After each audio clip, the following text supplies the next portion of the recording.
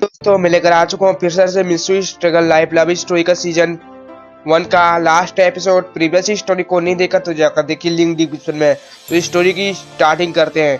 तो स्टोरी की स्टार्टिंग में हमें दिखाया जाता है प्रिंसिपल ऑफिस में, जहाँ पर कबाओ साबू और मिचिको के मॉम डैड्स आए हुए थे और प्रिंसिपल उनको काफी ज्यादा सुना रहे थे। जैसे प्रिंसिपल के ऑफिस से कबाओ साबू और मिचिको के मॉम डैड बाहर आते हैं, तीनों के मॉम डैड एक साथ तीनों को डांटना शुरू कर देते हैं और डांटते हुए वो बोलते हैं कि अगर अगली बार तुम्हारी शिकायत हमारे पास आई तो तुम्हारी पॉकेट मनी बंद कर दी जाएगी, जो तुम्हें 1 वीक में मिलती है। फिर उन तीनों के मॉम डैड चले जाते हैं, यह कहते हुए कि उन तीनों को कुछ काम है। और फिर हम देखते हैं कबाओ साबू और मिचिको जो होते हैं वो अपने क्लास में जैसे ही एंटर करते हैं, कबाओ साबू मिचिको को घूर कर देखकर अपने बेंच पर जाकर बैठ जाते हैं। फिर हम देखते हैं जैसे ही मिसो की नज़र कबाओ साबू पर पड़ती है, वो देखता है कि कबाओ साबू उसे ही घूरे जा रहे होते हैं। फिर मिसो अपने मन में बोलता है कि इन्हें क्या हुआ, ये मुझे घूर कर क्यों देख रहे हैं। अभी मिसो के बगल से सुमरे मिसो को चुपके से बोलती है कि क्या हुआ मिसो, तुम क्या देख रहे हो। फिर मिसो सुमरे को बोलता है कि मैं कबाओ साहब को देख रहा हूँ, जो मुझे कुछ देर से घूरे जा रहे हैं। मुझे ऐसे देख रहे हैं कि मानो मैंने उनके साथ कुछ किया हो, लेकिन मैंने तो उनके साथ कुछ नहीं किया। फिर सुमरे मिसो से बोलती है कि तुमने कुछ नहीं किया, जो किया है मैंने किया है। मैंने इनकी शिकायत प्रिंसिपल सर से कर दी थी और आज इनके मॉम डैड्स आए हुए थे। प्रिंसिपल सर के ऑफिस से आवाज आ रही थी। प्रिंसिपल सर इनके मॉम डैड को काफी ज्यादा सुना रहे थे, इसी वजह से ये दोनों तुम्हें इतनी देर से घूर रहे होंगे। छोड़ो इन दोनों को और तुम अपनी स्टडी पर ध्यान दो मिसो। फिर मिसो बोलता है लेकिन सुमरे तुमने इन तीनों का शिकायत क्यों किया था और किस लिए। फिर सुमरे बोलती है तुम भूल गए मिसो कि कल जो तुम्हारे साथ हुआ वो इन तीनों ने ही मिलकर प्लान किया था। मिसो सुमरे को बोलता है क्या, और सुमरे सारी बात मिसो को बताती है। और अब मिसो उसे सुनने के बाद सुमरे को बोलता है सुमरे तुमने इनकी शिकायत प्रिंसिपल सर से क्यों की थी। अब तुम्हारी वजह से इन्हें डांट सुनना पड़ा होगा और ये समझ रहे होंगे कि मैंने इनकी शिकायत प्रिंसिपल सर से की थी। अब ये लोग मुझसे दोस्ती तोड़ देंगे और मिचिको तो मुझे अपने घर पर खाने तक को बुलाएंगी नहीं। अब मिसो से बोलती है देखो मिसो, अगर ये तुमसे अपना दोस्ती तोड़ लेते हैं तो तोड़ने दो, वैसे भी ये तुमसे हमेशा शरारतें करते रहते हैं और इनकी वजह से तुम हमेशा फंस जाते हो।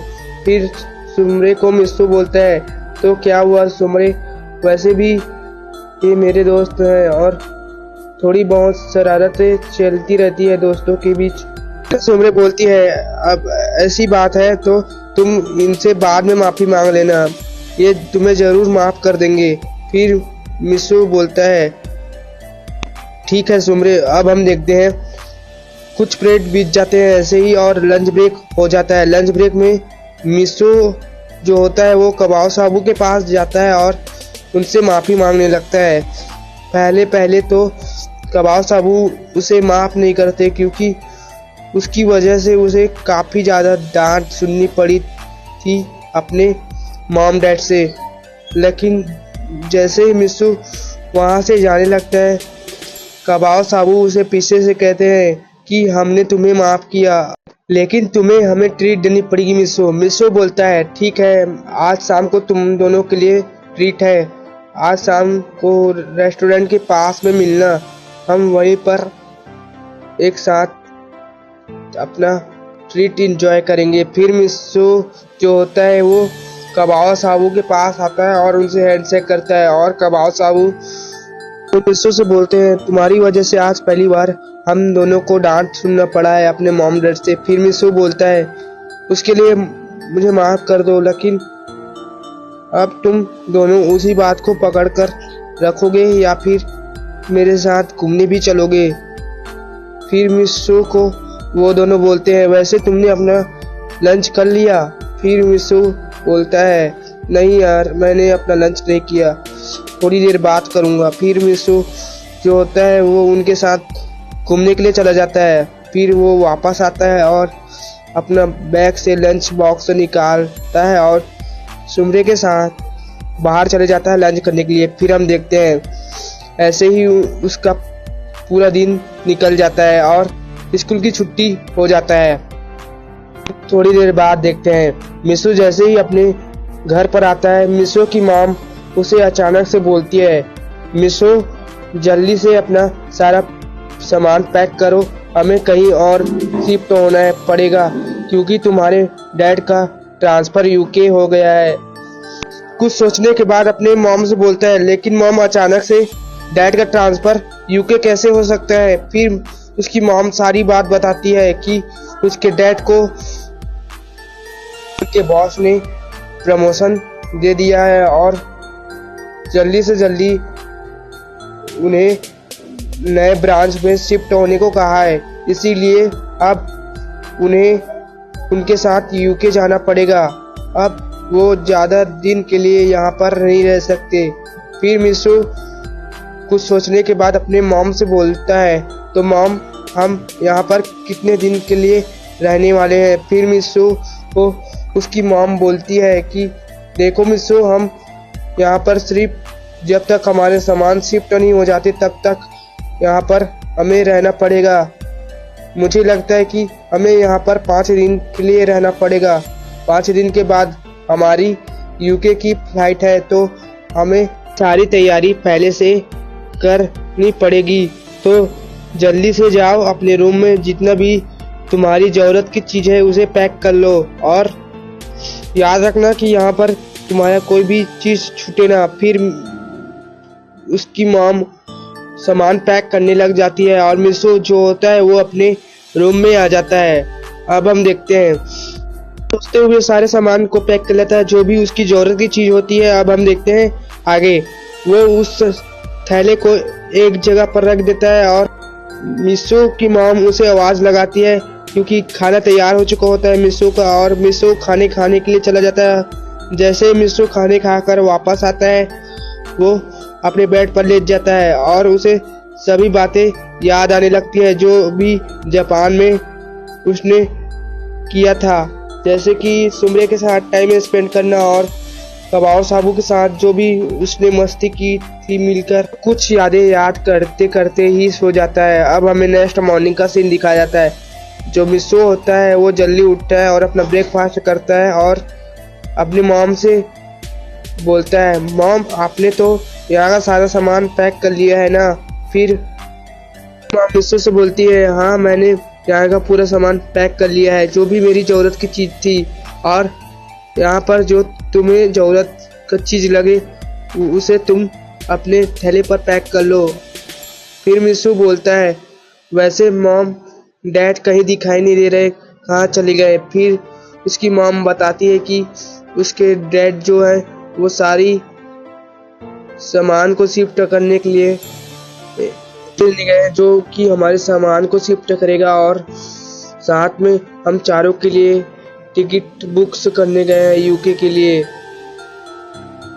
तुम्हारे डैड जल्दी आते ही होंगे, उनके आने से पहले ही तुम अपनी जो सारी ज़रूरत की चीज़ है वो देख लो कि तुम यहाँ पर कुछ तो भूल नहीं रहना मिसू। फिर मिसू कहता है कि ठीक है मॉम। जल्दी से अपने ब्रेकफास्ट कर लेता है और अपने रूम में चला जाता है। जैसे ही मिसू अपने सामान पैक कर ही रहा होता है कि उसे एक तस्वीर मिल जाती है जिसमें उनकी पुरानी याद होती है, जो कि कबाओ साबू के साथ की गई मस्ती होती है। अब फिर वो उस तस्वीर को अपने थैले में पैक करता है और थोड़ा इमोशनल भी हो जाता है। फिर हम देखते हैं मिसू जो होता है वो ऐसे ही कुछ सामान पैक कर ही रहा होता है कि उसे सुमरे की नोटबुक मिल जाती है, जो कि उसने पिछले वीक में सुमरे से लिया था। अब वो बोलता है कि लगता है मैं इसे सुमरे को देना भूल गया, रुको मैं अभी उसे देकर आता हूँ। फिर वो उसे अपने बैग में लेता है और सुमरे के अपार्टमेंट के लिए निकल जाता है। कुछ देर बाद दिखाया जाता है जैसे मिस्सो सुमरे के अपार्टमेंट के पास पहुंचता है। वो देखता है कि सुमरे के अपार्टमेंट के पास एक कार आकर खड़ी हुई थी और उसमें से एक लेडीज निकलती है जो कि बिल्कुल सुमरे की शक्ल जैसी लग रही थी। फिर मिस्सो बोलता है ये कौन है और ये अपार्टमेंट में क्यों जा रही है।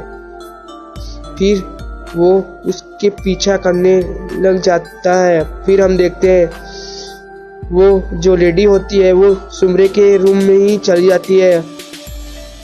अब हम देखते हैं मिस्सो भी उस लेडीज के पीछा करते हुए सुमरे के रूम में एंटर करता है और लेडीज जो होती है वो मिस्सो को चुपके से सुमरे के घर पर एंटर करते हुए देख लेती है और बोलती है कि हे लड़के तुम कौन हो और यहाँ पर चुपके से एंटर क्यों कर रहे हो। फिर मिस्सो जो होता है वो बोलता है कि मैं भी आपसे यही सवाल करने वाला था, आप कौन हैं और यहाँ पर क्यों आए हैं, क्योंकि मैंने आज से पहले आपको यहाँ पर कभी भी नहीं देखा। फिर वो जो लेडी होती है वो अपना इंट्रोडक्शन देते हुए बोलती है कि मैं सुमरे की मॉम हूँ, सुमरे से मिलने आई हूँ और तुम कौन हो। फिर मिस्सो जो होता है वो बोलता है ओ अच्छा, मैं उसका दोस्त हूँ, मैं उसे उसका कॉपी वापस करने आया हूँ आंटी। फिर जो सुमरे की मॉम होती है वो बोलती है कि अच्छा तुम उसके दोस्त हो। सुमरे की मॉम मिस्सो को बैठने के लिए बोलती है और कहती कि क्या आप पीना पसंद करोगे। फिर मिस्सो जो होता है वो बोलता है कुछ नहीं आंटी। फिर भी सुमरे की माँ उसके लिए जूस लेने के लिए चली जाती है। फिर हम देखते हैं वहाँ पर अपनी सुमरे आ जाती है और मिस्सो को देखती है और कहती कि मिस्सो तुम यहाँ पर कैसे आए हो। फिर मिस्सो बोलता है मैं यहाँ पर तुम्हारा नोटबुक वापस करने आया था जो कि मैंने तुमसे प्रीवियस वीक में ली थी। और सुमरे की मॉम वहाँ पर आ जाती है मिस्सो के लिए जूस लेकर और सुमरे अपनी मॉम को देखकर बहुत खुश होती है और उससे जाकर हक करते हुए बोलती है कि मॉम यहाँ पर आप कैसे आई, बहुत दिनों के बाद में आपसे मिल रही हूँ।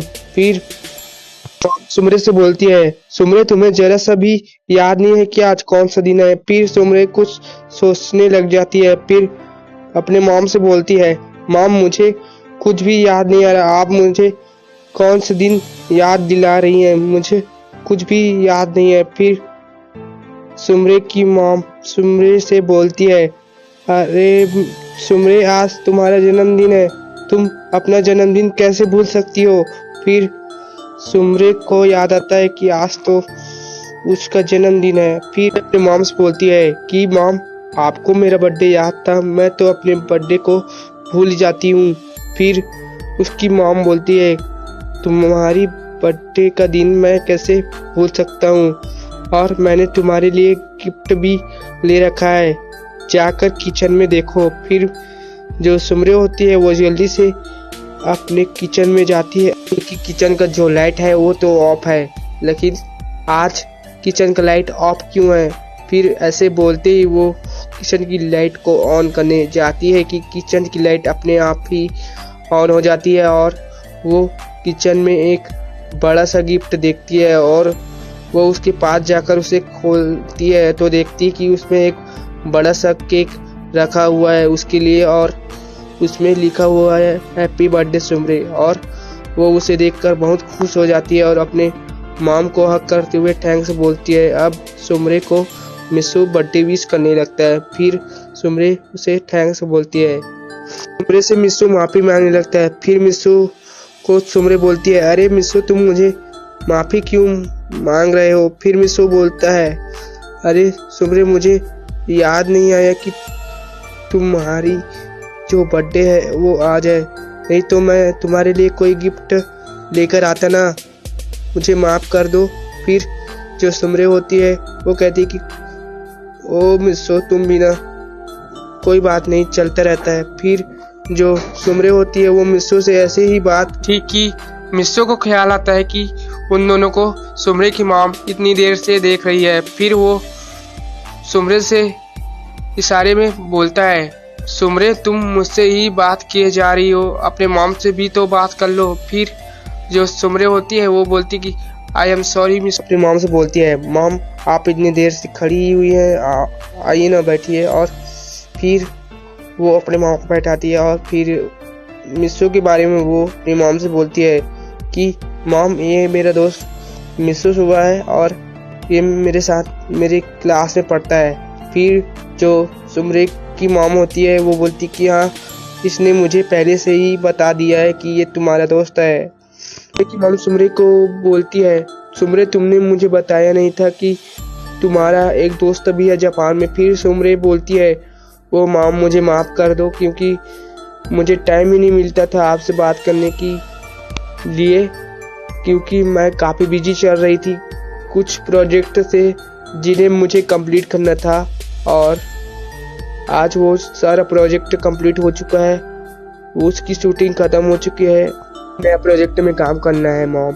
और वैसे मॉम मेरे डैड क्यों नहीं आए। फिर जो सुमरे की मॉम होती है वो सुमरे से बोलती है, उन्हें माफ़ कर देना सुमरे, उन्हें कुछ काम मिल गया था यूएसए में। फिर सुमरे अपने मॉम को बोलती है, मैं जानती हूँ मॉम कि उन्हें कितना काम होता है, वो ऐसे गुस्से से बोल रही होती है। फिर मिस्सू सुमरे के गुस्से को पहली बार देखता है और सुमरे को बोलता है, ठीक है सुमरे तो मैं यहाँ से चलता हूँ। फिर सुमरे बोलती है मिस्सू को स्माइल करते हुए, रुको ना मिस्सू कुछ देर और बात कर लो मुझसे। और फिर जो मिस्सू होता है वो सुमरे से कुछ देर ऐसे ही बात करता है और फिर मिस्सू सुमरे को बाय कहते हुए वहां से चला जाता है। फिर सुमरे से उसकी मॉम बोलती है,